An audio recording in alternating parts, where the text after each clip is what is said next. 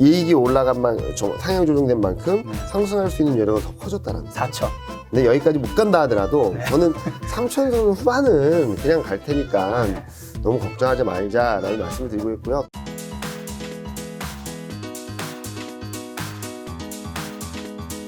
팀장님이 이제 그때 오셔서 네.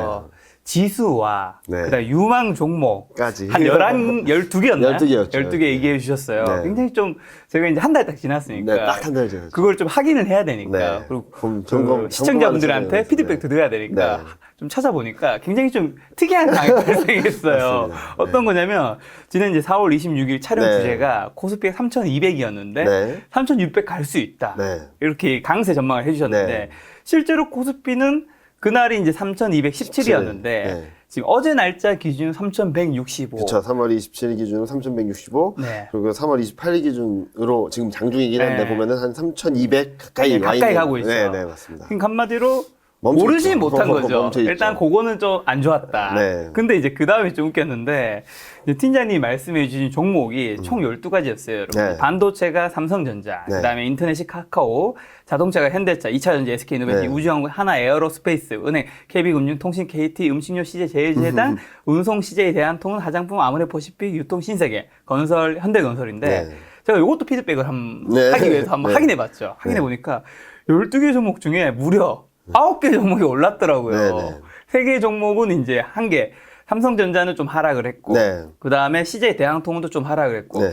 현대차는 거의 살짝 떨어졌는데, 네. 심지어 오늘 현대차가 폭등을 하고 있죠. 폭등을 했어요. 그러니까 한마디로 12개 종목 중에서 네. 10개를 맞춘. 아이, 이 맞춘 건 확률이 아닙니다. 엄청난 건데. 아니, 맞춘 거라기보다는 그러니까 제가 그때 와서 말씀드렸던 것은 올해 연말까지 네. 3,600선대로 갈 수 있다. 네. 그 연말까지 가는 데 있어서 시장 굉장히 좋은 종목들이 12개가 있는데 이런 것들이다라고 말씀드렸는데 네.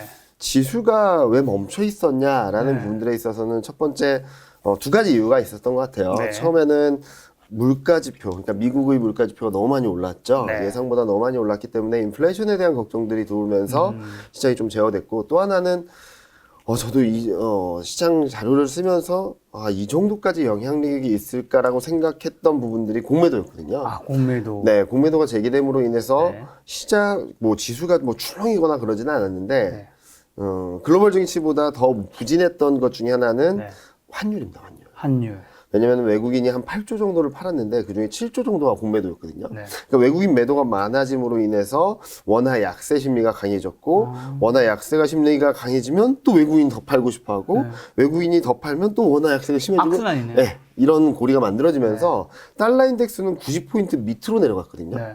원달러 환율 혼자서 1130원까지 올라갔었어요. 이런 것들이 좀 맞물리면서 시장이 좀 지지부진했다, 지수 자체는. 그런데 그 안에서 좀 눈여겨볼 부분들은 종목이나 업종들에 있어서는 네. 아직까지 기존 주도주라고 할 수 있는 종목들이 막 뜨겁게 올라가진 못했지만 전반적으로 시장 흐름들에 있어서의 좋은 종목은 간다. 네. 또 하나는 그동안에 지지부진했던 기존 주도주들, 예를 들면 반도체, 자동차, 인터넷, 2차 전지 이런 쪽들은 좀 다시 움직일 수 있는 그런 여건을 만들어줬고, 그리고 화장품 유통 건설 같이 네. 코로나19 피해주라고 말할 수 있는 것들은 백신 확산 접종이 많아지고, 그리고 코로나19가 진정되는 모습들을 보여주면서 움직이기 시작했고, 다만 좀 아쉬웠던 것은 반도체인데요. 반도체 같은 경우는 공급 차질 이슈들이 유입되기 시작하면서 좀 실적에 대한 불안감들, 이런 것들까지 복합적으로 작용을 하면서 많이 못 움직였는데, 점진적으로 변화의 흐름들이 나타나고 있다라고 생각을 하시면 될 것 같습니다. 변화의 흐름이라는 것은 굉장히 공급 차질로 인해서 생산이 안 되고 이제 실적이 망가지고 이럴 거야라는 굉장히 안 좋은 스토리가 만들어졌었는데, 첫 번째 단계라고 할 수 있는 공급 차질 문제들이 더 나빠지기보다는 조금씩 풀려갈 것이다라는 심리들이 들어오면서 움직이고 있거든요. 그런 부분들을 좀 눈여겨보시면 좋을 것 같고, 또 예상하지 못했던 서프라이즈한 종목은 우주항공이겠죠. 우주항공. 네, 이거는 한미 정상회담에서 반도체 지침 폐기 그 결정이 이후 이 종목이 폭등을 했는데 의아하시죠? 왜 미사일 지침을 폐기했는데 왜 이게 날아갈까? 미사일 지침은 어느 사거리 이상 네. 개발하지 못하게 하기로 한 미국과의 약속 같은 거였거든요. 네.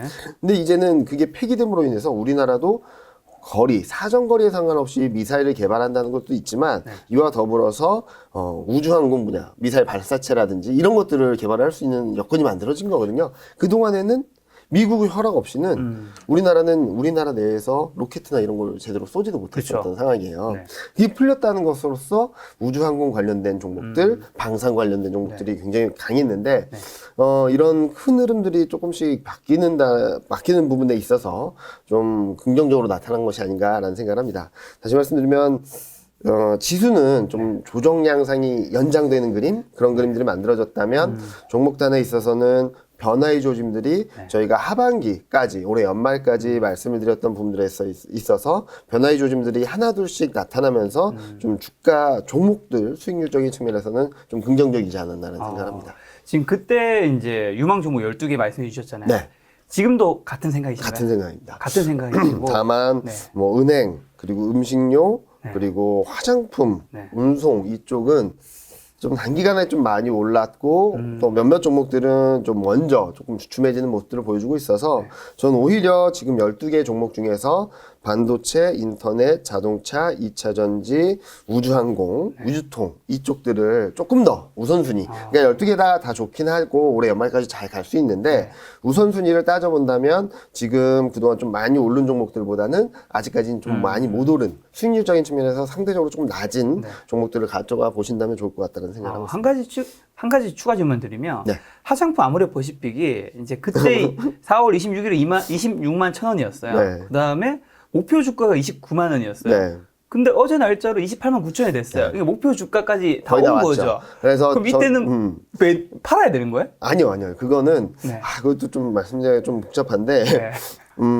좀 보시면은 애널리스트별로 이걸 목표 주가를 상향하는 사람들이 많을 거예요, 아마. 무슨 말이냐면 시장 분위기가 좋을 때는 목표 주가 다 왔으니까 팔아야지라기보다는 목표 주가가 다 왔을 때 애널리스트들이 코멘트나 이런 것들을 좀 한번 챙겨보세요. 그러면은 시장 업황이나 실적 분위기가 좋을 때는 계속 상향 조정을 합니다. 아, 그렇죠. 네. 그렇기 때문에 지금 목표 주가가 29만 원이라고 하더라도 한 일주일 지났으면 32만 원이 될 수도 있는 거죠.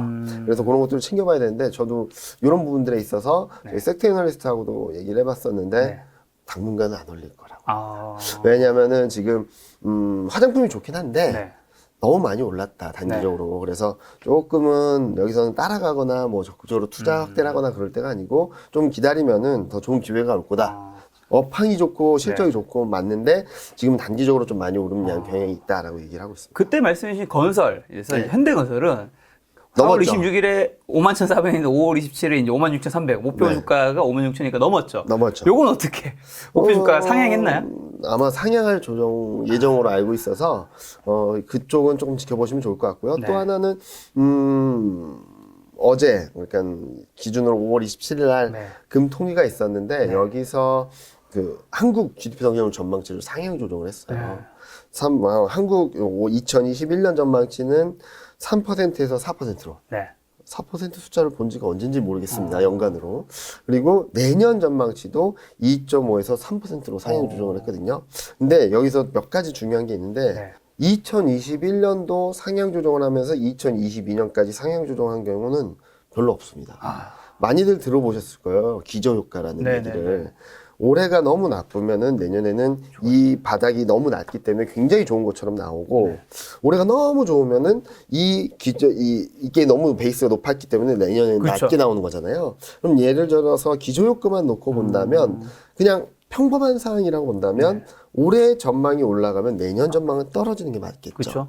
근데 이번엔 올해 전망도 오르고 내년 전망도 올렸다. 그 의미는 생각했던 것보다 경기 회복세나 경기 회복 속도나 탄력들이 생각보다 강한데 이게 올해에 그치는 게 아니라 내년까지 이어질 수 있다라는 시그널이라고 생각을 할 수 있겠고요. 또 하나 여기서 전망치가 상향 조정된 것들을 보면은 가장 큰 폭으로 상향 조정된 건 수출. 그 다음에 설비 투자. 이 둘 다 제조업과 관련된 거고요. 그리고 그 다음으로 상향 조정 포인트 컸던 게 건설 투자. 그래서 건설업종도 당분간은 굉장히 좋을 수 있다라는 말씀을 드리고요. 그리고 소비는 그렇게 많이 올라가진 않았어요. 상향 조정되지 않았는데 그래도 바닥은 통과했다. 그리고 2021년 GDP 성장률에 있어서 항목별로 봤을 때 높게 조정된 게 또 소비거든요.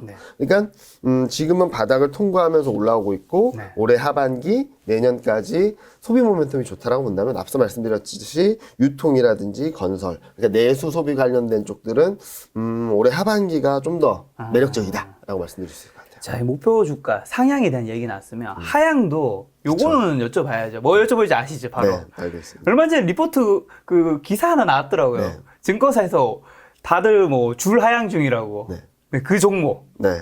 시가총액 1위. 대한민국 국민들이 종목. 삼성전자. 일단 하향 조정을 다들 이렇게 하는 이유랑 정말 그게 내려질 것이라고 보시는지. 팀장님. 일단은 좀 네. 이렇게 말씀드려도 될지 모르겠는데 선제적으로 대응했다라고는 생각하지 않습니다. 최근 업황이라든지 실적에 대한 눈높이가 바뀌는 데 따라서 조금 거기에 발맞춰서 조정을 하고 있다라고 생각을 하거든요. 특히 2, 4분기 실적이 조금 조정되고 있어요. 하향 조정. 무슨 말이냐면 앞서도 말씀드렸지만 반도체 공급이 원활하게 이루어지지 못하다 보니까 자동차, 뭐 TV, IT 같은 IT 제품들을 생산을 제대로 못해서 이제 실적이 안 좋아질 거다 2분기엔. 근데 2분기 지금 5월, 6월 지나고 있지 않습니까? 2분기가 거의 다 절반 이상 지났죠. 그렇죠. 그리고 지금 애널리스트 분들이 지금 실적을 떨어뜨리고 거기에 발맞춰서 주가도 조금 하향 조정을 하고 있는데 이게 풀린다면 거꾸로 말씀드리면은 바닥을 찍고 올라갈 수 있는 이유가 되기도 하지 않습니까? 근데 TSMC라든지 글로벌 기업들을 보면은 6월, 늦어도 6월 말, 7월 초에는 지금 공급 굉장히 부족해진, 그러니까 수요가 이만큼이라면 공급이 여기였는데 최소한의 수요 목표치는 6월 말, 7월 초에는 채워줄 수 있다라는 얘기를 하고 있거든요. 무슨 말이냐면 최악의 상황을 통과하고 있다는 얘기가 될 수 있겠죠. 그래서 저는 오히려 지금이 좀 더 비중을 늘려야 될 때다라는 말씀을 드리고 있고요. 반도체 뭐 8만 원 밑에서는 충분히 사도 된다라는 말씀을 드리고 있습니다. 알겠습니다. 근데 한 가지 확인하고 넘어갈까요? 그러면 팀장님이 속한 곳은 대신증권이죠? 네. 혹시 대신증권은 삼성전자 목표 주가 하향했나요? 아니요. 아직 하향하지 않았습니다. 하향하지 않았어요. 네네. 그럼 올렸나요?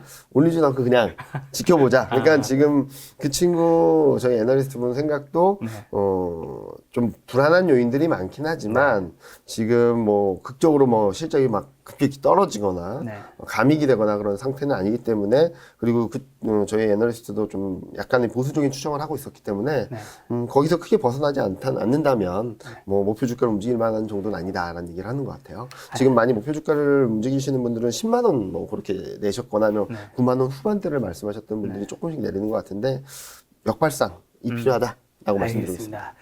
오늘 이제 팀장님이 말씀해 주신 주제가 이제 풀어야 할 숙제는 남아있지만 변화의 징후들이 가리키는 방향은 상승이다. 요거 주제로 오늘 이야기할 건데요. 그 전에 이제 오늘 주식시장, 코스피 주식시장 현재 좀 점검 좀 부탁드리겠습니다. 답답하시죠.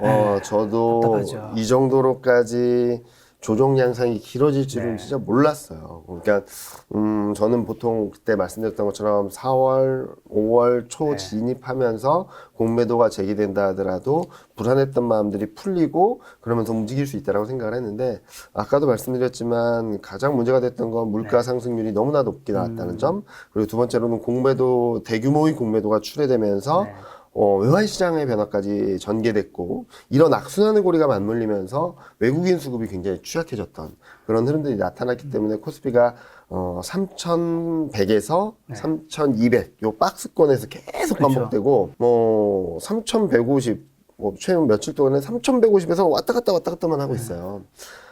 그런 흐름들이 시장 측면에서는 좀 답답함을 느낄 수밖에 없었던 그런 등락이 아니었나라는 생각을 하고 있습니다. 자, 그럼 코스닥 주식시장 어떤가요? 코스닥 같은 경우는 3월, 4월 달에 너무나 핫했죠. 그래서 많은 분들이 굉장히 어떤 분들은 좋아하실 수도 있고 어떤 분들은 좀 좀 뭐라 그러죠?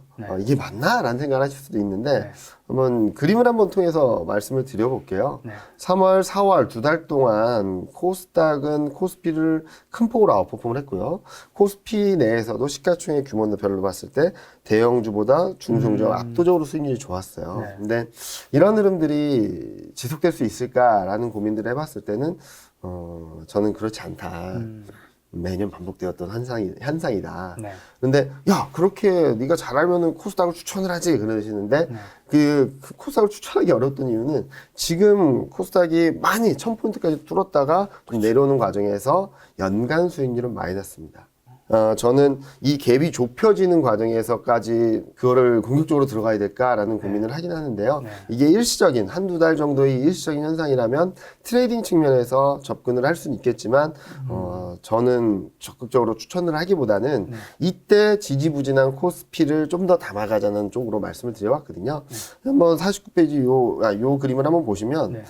13년에도 그렇고 14년에도 그렇고 19년에도 그렇고 1, 2, 3월달, 4월달까지는 코스닥이 강한 흐름들을 반복을 했고요. 특징적으로 2015년, 2020년에 7월, 8월까지 코스닥이 쭉쭉쭉 뻗어나갔어요. 네.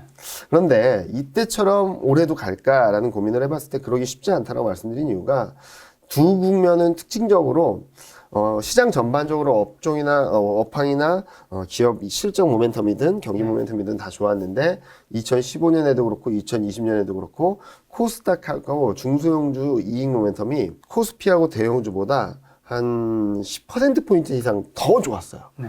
압도적으로 좋았기 때문에 이쪽으로 자금이나 투자심이나 수급이 쏠릴 수밖에 없던 환경이거든요. 네.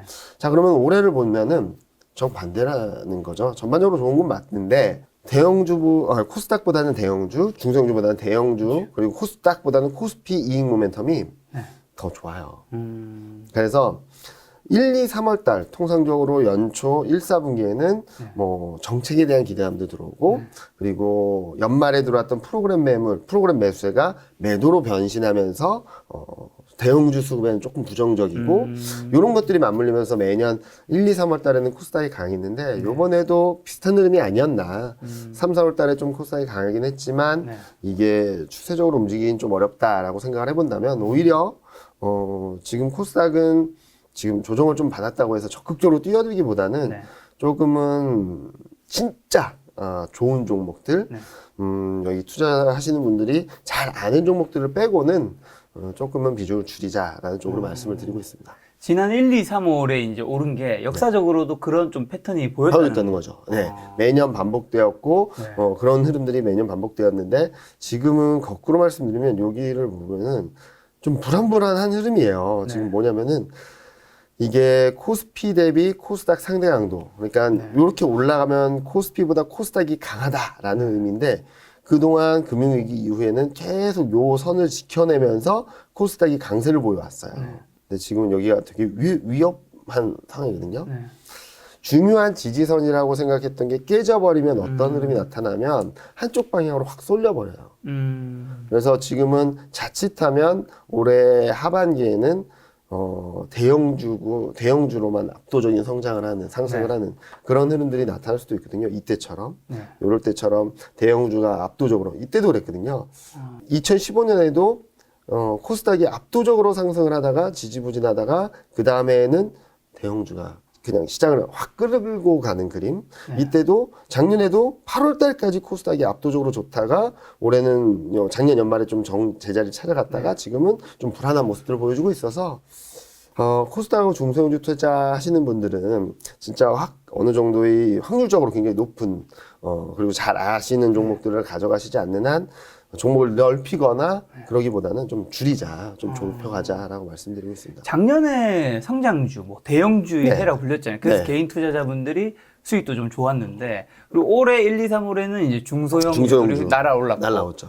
그러면 이제 팀장님 말씀은 하반기에는 다시 대형주 성장주 중에서도 네. 조금은 옥석가리가 될 수 있고 진짜로 좋을 수 있는 종목들이 시장을 이끌어갈 것이다 라고 말씀드리고 있죠. 알겠습니다.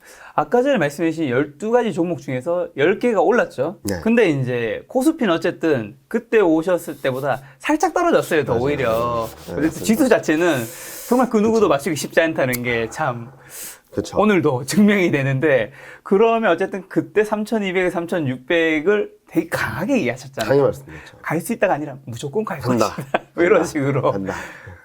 올라가나요, 다시 코스피? 저는 충분히 갈 수 있다라고 말씀을 드리는데요. 뭐, 그리고 자료를 좀 보면서 말씀을 드릴 텐데, 네. 이게 제가 이 그림이 제가 그때 와가지고 말씀을 드렸던 그림일 것 같아요. 뭐, 그 12개월 선행 EPS라는 지금부터 1년 뒤까지 예상되는 이익 전망에다가 PR을 반영을 해줬더니 2630이 나왔다라고 말씀드렸는데, 저는 더 좋아지는 것 같아요. 그래서 아까도 말씀드렸지만 조정이 연장된 것 뿐이지 시장의 추세가 바뀌었거나 아니면 제 뷰가 바뀐 건 아니다라고 말씀드린 이유가 이때는 12개월 선의 EPS가 240원이었거든요. 네. 4월 초 이 자료를 작성할 때만 해도 지금 270입니다. 이익이 올라온 만큼 밸류에이션의 부담 없이 올라갈 수 있는 상승폭이 더 커진다라는 거거든요. 그래서 저희가 생각했던 15.1배를 그대로 반영을 해주면 지수 레벨은 더 올라갔고요. 여기까지 위에 3,624가 그때 말씀하신 그때 말씀드린 거고, 3,600 이 거고 이익이 올라간 상향 조정된 만큼 네. 상승할 수 있는 여력은 더 커졌다라는 거죠. 4,000. 근데 여기까지 못 간다 하더라도 저는 3,000선 후반은 그냥 갈 테니까 너무 걱정하지 말자라는 말씀을 드리고 있고요. 또 하나는 그때도 이 말씀 드렸는지 봐야 되긴 하겠지만 좀 열어놓자.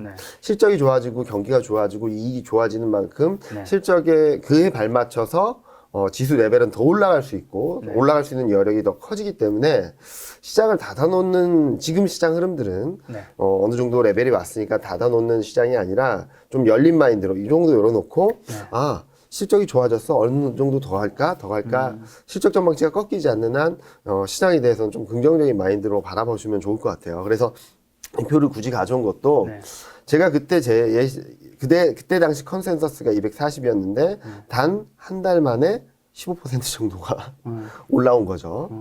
그런 부분들을 봤을 때 2분기 실적, 3분기 실적 시즌을 지나면서 실적에 대한 눈높이가 더 높아지게 된다면 저는 시장이 더 좋아질 수 있다라고 생각을 하고 있습니다. 물론 지금 단기적으로는 좀 답답한 흐름이 이어지고 있는 게 맞지만 거꾸로 말씀드리면 이런 펀더멘탈적인 흐름들이 깨지지 않는 한 이렇게 조정받고 수렴되는 구간이 길어지면 길어질수록 시장의 에너지가 응집되고 있다라고도 생각을 할 수 있거든요.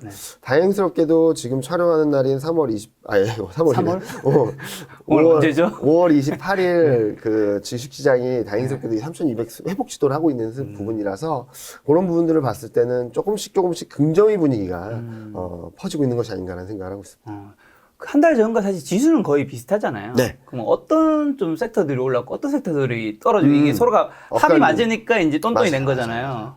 지금 상승한 업종, 조정받은 업종을 보면은 조금 교통 정리가 필요한 건 맞아요. 무슨 말이냐면 지금 여기 잠시만요. 지금 이 자료를 보여드리면요. 이게 5월 13일 제가 왜 5월 13일을 기준점으로 했냐면은 좀 명확하게 변화의 흐름들을 그러니까 제가 온 뒤로 4월 중순까지는 시클리컬이라고 말하는 그러니까 금리 인상, 뭐 물가 상승에 대해 좀 반영을 하는 긍정적으로 반영을 하는 종목들이 많이 올랐는데 5월 13일 단기 저점 코스피가 3,100선을 찍고 다시 이렇게 3,200선으로 올라오는 과정이 있어서 그리고 3,100을 찍고 3,150을 중심으로 한 2주 정도 옆으로 흘러가는 과정에서 지수는 딱 멈춰 있었는데 종목은 달라졌다. 섹터는 달라졌다. 요 위에 그림을 한번 보시면 기계 얘가 신재생 에너지 쪽이고요. 유틸리티 원전 쪽이고요.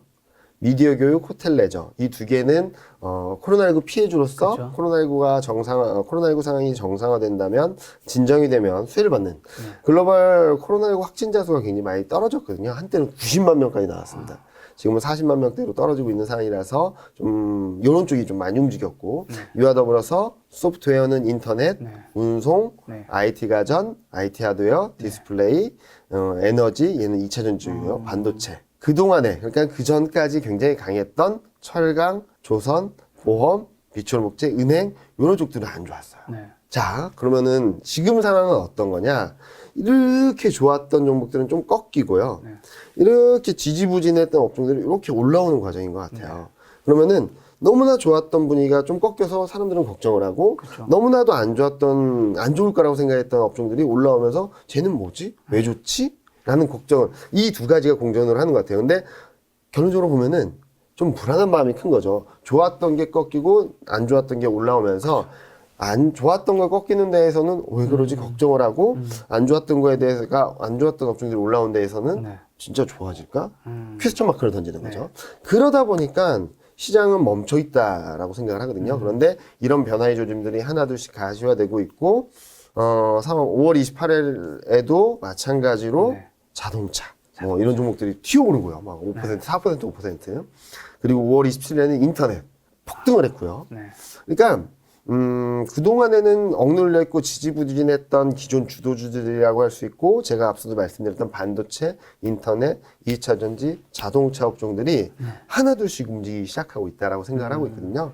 그래서 지수는 그렇게 뭐 다이나믹하지 않았지만 5월 중순을 지나면서 그리고 코스피가 3,100선 지지력 테스트를 한 이후에는 시장의 분위기가 기존의 시클리컬 금융주 일변도였던 흐름에서 기존 주도주들이 좀 움직하는 것이 아닌가라는 생각을 하고, 요 밑에 그림 보시면 또 주도주들이 실적은 좋았는데 주가는 많이 안 오르다 보니까 PER이라는 밸류에이션 지표가 떨어졌어요. 오히려 더 매력적으로 됐다는 거거든요. 인터넷, 2차 전지, IT, 그리고 뭐 반도체, 자동차. 그러니까 앞서 제가 주도주로 말씀드렸던 업종들이 굉장히 좋았는데 그런 가운데 철강이 좀 눈에 띄죠. 철강은 많이 올랐는데도 PER, 그러니까 이익이 너무 많이 오르다 보니까 주가 이만큼 올라도 밸류에이션은 싸진 거거든요. 그런데 철강은 저는 조금 더 지켜보자라는 말씀드린 이유 중에 하나는 글로벌 IB들이나 투자은행 쪽에서는 2분기가 정점이라는 얘기가 계속 나오고 있어요. 그리고 차트로 봤을 때도 뭐 차트를 보시는 분들 한번 보시면 아시겠지만 일간 차트는 워낙 그렇게 많이 오른 것처럼 보이는데 월간 차트를 한번 놓고 보시면 지금 이렇게 저항선에 이렇게 맞닿아 있거든요. 그래서 철강보다는 그동안 주가 측면에서도 좀 지지부진했던 업종들, 종목들이, 그리고 제가 추천주로도 말씀드렸던 종목들이 좀 더 매력적이고, 지금 이제 6월, 7월 지나면서 뜨거운 여름이 오면 올수록 더 뜨거운 증시가 그런 말씀드렸던 종목들 중심으로 움직일 수 있다고 생각을 하고 있어요. 많은 분들이 주도주 하면은 여러 가지 생각들을 하실 것 같아요. 무슨 말씀을 드리냐면 그런 말들을 많이 하죠. 주도주가 바뀌었다. 네, 그렇죠. 네, 지금 주도주는 뭐 시클리컬이다, 은행이다. 근데 저는 주도주를 정의하는 데 있어서 이번 상승 사이클을 끌어가는 게 뭔가라는 생각을 많이 해요. 무슨 말이냐면 작년 2020년 3월 말에 저점을 찍고 지금까지 올라오는 데 있어서 역사적 고점을 넘기면서 코스피와 발맞춰가는 종목들이 주도주다. 코스피가 멈춰 있을 때, 아니면은 정체돼 있을 때 튀오르는 종목이라든지, 아니면은 코스피가 하락할 때 그냥 나홀로 올라가는 종목들이 주도주일 수는 없다라는 말씀드리거든요. 코스피가 올라갈 때 같이 올라가지고, 조정받을 때 같이 조정받고, 올라갈 때 같이 올라가지고, 그러니까 시장의 상승을 이끌어가는 종목들이라고 생각을 해서 저는 2020년 같은 경우는 반도체, 인터넷, 2차 전지, 제약바이오를 말씀을 드렸고요. 이제 2021년 들어서는 코로나19 영향력이 점점 완화되고 거기에 대한 뭐 사람들의 인식도 좀 약해질 수 있고, 반대로 펀더멘털에 대한 인식이 더 커질 수 있다라고 생각을 해서 저는 올해부터는 작년 11월부터 제약바이오를 빼고 자동차, 운송, 기계 쪽을 넣었거든요. 네. 지금 저는 이 생각은 그렇게 변함이 없습니다. 얘네들은 그냥 들고 가야 된다라는 말씀을 드리고 있고, 네. 시클리컬과 은행주, 금융주들이 많이 오른 것들, 1, 3기, 그리고 4월, 5월까지도 계속 올랐던 것들은 모멘텀이 너무 좋기 때문에, 긍정적인 변화에 좀 강하게 반응을 했던 것이지, 이 업종들을 보면은 쉽게 설명을 드리면은 100이었던, 그러니까 코로나19 이전 수준의 100이었던 이익이 주도주는 한 80으로 떨어졌다가 120, 160 이렇게 올라가는 거예요. 그러면은 올해 이익 증가율을 보면 50%밖에 안 돼요. 근데 내년까지 이익 증가율을 보면 60%입니다. 이익만으로도 상승할 수 있는 여력을 60% 갖고 있다라는 거고, 뭐 시클리컬, 금융 뭐 이런 쪽들, 그리고 앞서 하반기엔 좋을 거라고 말씀드렸던 코로나19 피해주들 같은 경우는 코로나19 이전 수준 이익이 100이라고 본다면 이게 20 정도까지 떨어졌다가 지금 60, 80 이렇게 올라오고 있어요. 그러면은 올해 이익 증가율은 300%입니다. 네. 어마어마해 보이죠. 근데 눈높이를 코로나19 이전 수준 대비 2022년으로 놓고 본다면 얘는 마이너스 20이에요. 그러니까 역사적 고점, 그리고 코로나19 이전 수준, 그리고 역사적 최대 실적, 이거를 넘는 업종들이 주도주라고 생각을 하고요. 전 거기를 넘어서지 못한다면 대안주로서, 그리고 모멘텀이 강하기 때문에 작은 이슈 변화라든지 그런 데 다이나믹하게 움직이고 있어서 저는 반도체, 자동차, 인터넷, 2차 전지, 운송, 기계 같은 경우는, 신재생 에너지 같은 경우는 바이앤홀드로 계속 끌고 가야 될 업종이다라고 말씀드리고 있고요. 상반기에는 시클리컬 금융주, 에너지, 화학, 철강, 은행 같은 업종들, 하반기에는 코로나19 피해주들, 내수주들, 좀 이쪽을 보자라고 말씀드리는데, 상반기는 많이 지나갔죠. 한 8분홍선을 지나고 있기 때문에, 지금 시클리컬을 더 매력적으로 보기보다는 여기에 비중이 많으신 분들 같은 경우는 추가적으로 반등을 할 때마다 좀 비중을 줄여가시고, 그리고 코로나19 피해주 또는 이쪽 아까 말씀드렸던 반도체, 자동차, 2차전지, 인터넷, 운송 기계 업종들이 많지 않다면, 특히 반도체, 자동차, 인터넷, 2차전지가 없다면 이쪽의 비중을 좀 더 실어가시는 게 저는 하반기를 대비하는 데 있어서 굉장히 중요한 전략이 되지 않을까라는 생각을 하고 있습니다. 어떻게 보면 코로나 피해주는 과거의 전성기만큼 돌아올 수는 있겠지만 그 이상으로 그쵸. 성장할 수 있는 건 아니라 생각하시죠. 지켜봐야 된다. 좀 더 봐야 된다. 그러니까 제가 생각했던 것보다 좀 더 강하게 움직일 수는 있겠지만 이익이 역사적 최대 실적을 넘어서, 그리고 역사적 최대 실적을 넘어서는데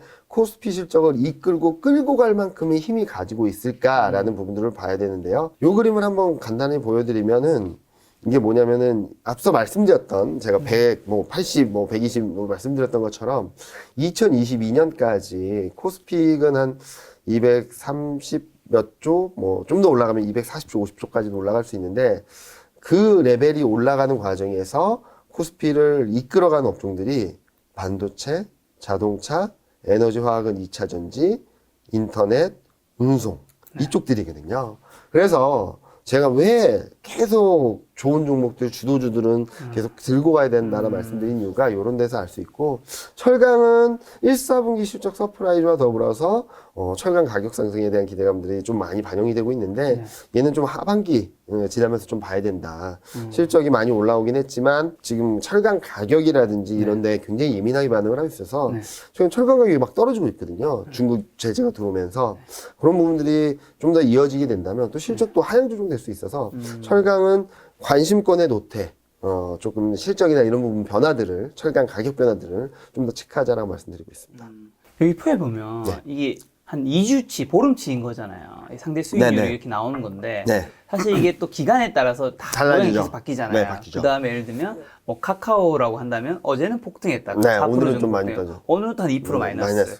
근데 사실 이 주식을 제외하고 그 기업만 본다면 그 기업이 어저께 4%가 성장한 것도 아니고 오늘 2%가 마이너스 난 것도 그건 사실 좀 다른 얘기잖아요. 다른 얘기죠. 근데 어쨌든 주식은 계속 움직이는데 우리는 어쨌든 그게 오르고 내리김에 따라서 그 기업과는 다른 건데 되게 흔들린단 말이죠. 흔들리죠. 이거는 우리 투자자분들이 거기에 좀 안 흔들리려면 뭘 좀 안 흔들리시려면 일단은 실적이나 업황이나 이런 것들이 탄탄한 예를 들어 들어볼게요. 2차 전지 쪽에서는 올해 초 올해 2월, 3월 굉장히 안 좋은 이슈들이 있었습니다. 소송 이슈도 있었고요. 그리고 이제 폭스바겐이 배터리 2차 전지 쪽에 진출한다. 여러 악재들이 나왔음에도 불구하고 지금 주가를 한번 보시면은 다시 다 올라오고 있거든요. 그리고 또 하나, 작년에 소프트웨어, 인터넷이라고 할 수 있는 기업들, 그런 기업들을 보면은 작년 8월부터 작년 12월, 올해 1월 초까지 계속 안 좋았어요. 다들 잘 안 된다. 이제 다 올라왔다. 밸류에이션이 너무 비싸다라고 얘기했지만 거기서 또 한 번 다 발돋움을 했거든요.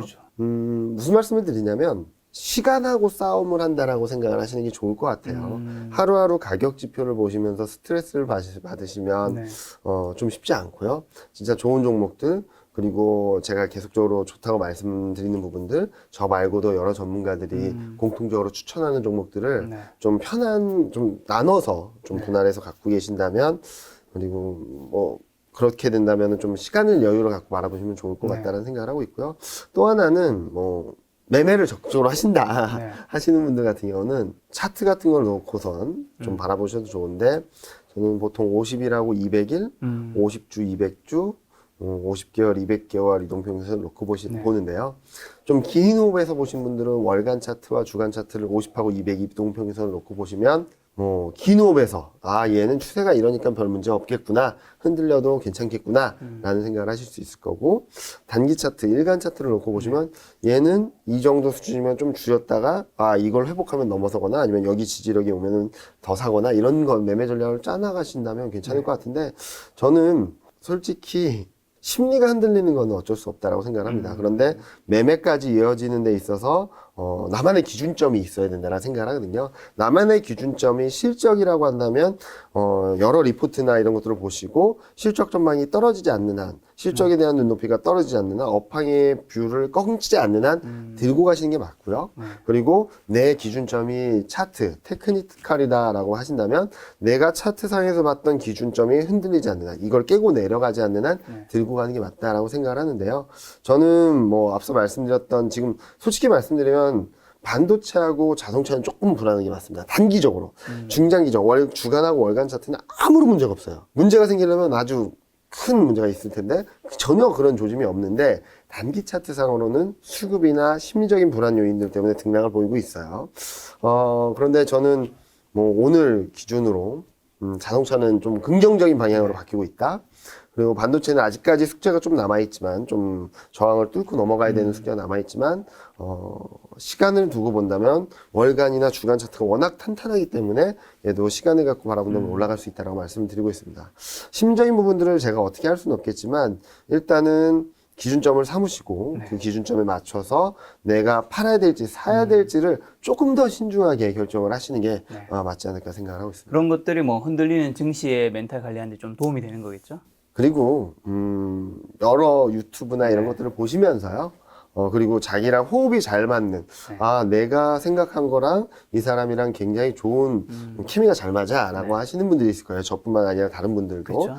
그런 케미가 잘 맞는 분들의 방송을 보시면서 저 사람이 나랑 같은 생각, 비슷한 생각을 했는데 저 사람이 생각이 바뀌었는지 내 생각이 바뀌었는지 계속 점검하시는 것도 좋고요.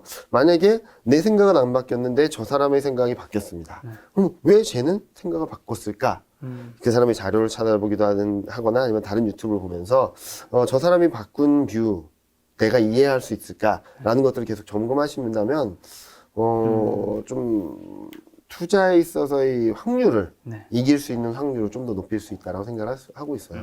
좀 궁극적으로 말씀드리면 하루하루 등락에 너무 예민하게 예민하게 반응하지 말고요. 그냥 좀 시간적 여유를 갖고 나만의 기준점을 세워서 좀 여유 있게 매매를 하자.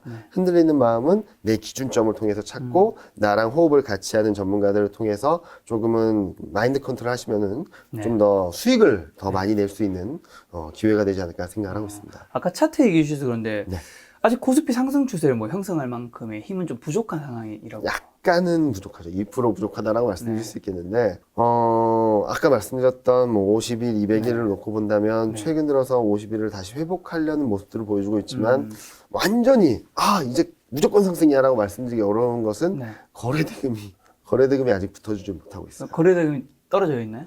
지금 3,100선으로 쭉쭉쭉 떨어질 때, 급락을 한번 했을 때, 올 초에, 그때 거래대금보다 한참 못 미치는 수준이거든요.